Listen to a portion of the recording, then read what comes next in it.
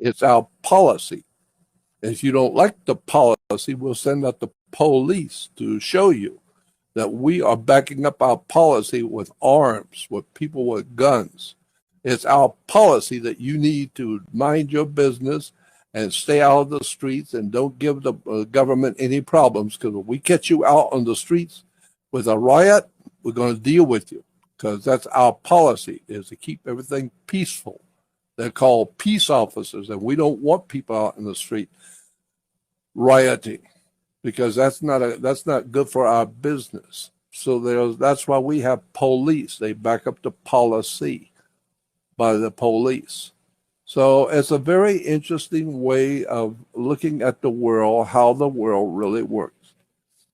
Banks, religions, government.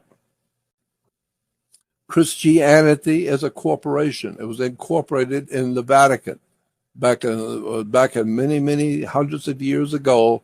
The Vatican incorporated. It became a company. It became a big company. And that's why today, even in America, you have the Marine Corps. Corps is short for corporation. This is why when you die, you are a corpse. But while you were alive, you were a corporation. And so that's why you were a corpse. Well, now you're a corporation, but you're out of business. You're defunct and you're out of business. Mr. Maxwell, we have a question. So Habibi Jan asked, what are they doing with all the profits of the business of humans? They are operating dark, secret projects that cost trillions of dollars to do. Trillions of dollars. Big projects, major projects, so big you've never heard of them before. And that's why they need the money. They need the money because each one of our bodies, that's another point I didn't bring up yet. Your physical body is a security on the New York Stock Exchange. You're worth about $6.5 million to $7 million.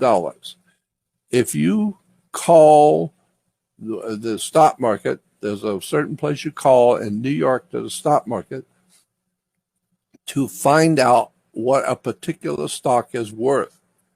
And you call them and you tell them, I was cleaning my grandmother's garage and I happened to find an old piece of paper, and it's a security on the stock exchange. And I want to know, is it valuable? Is it of any value? I don't know. Can you tell me? And they will say, give us the stock number. And you give them the number on the back of your Social Security card. Your Social Security card has numbers on the back.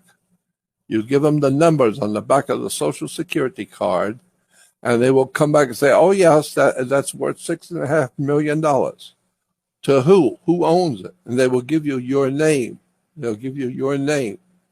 And then you say that I am so-and-so. It's on the back of my Social Security card. That's me. Are you telling me I got $6.5 million? They'll say, that's right. You got $6.5 million on the New York Stock Exchange. Well, then what are you worried about paying off your house for and paying off your plane and your jet and your boat for if you got $6.5 million on the stock market, for God's sakes? Why are they taking your house from you? If you can't pay for your house, you can't pay for your car, why don't you just pay the damn thing off with the $6.5 million you got on the stock market? Well, the reason you don't is because you didn't even know you had $6.5 million on the stock market. You didn't even know how it works. And they don't want you to know. It's a big club and you ain't in it. But that's how the big wealthy guys of this country buy the hotels and the airlines and buy all this stuff, because they know they're worth $6.5 million on the stock market. They want to buy something that's cost $5 million. They just pick up the phone and say, sell off $5 million of my stock. Now you only got $1.5 million left. It doesn't matter. I just spent $5 million. I'll take care of the other $1.5 million later. That's how people with the big money run business from behind the scenes on the stock market, because they know things you don't know.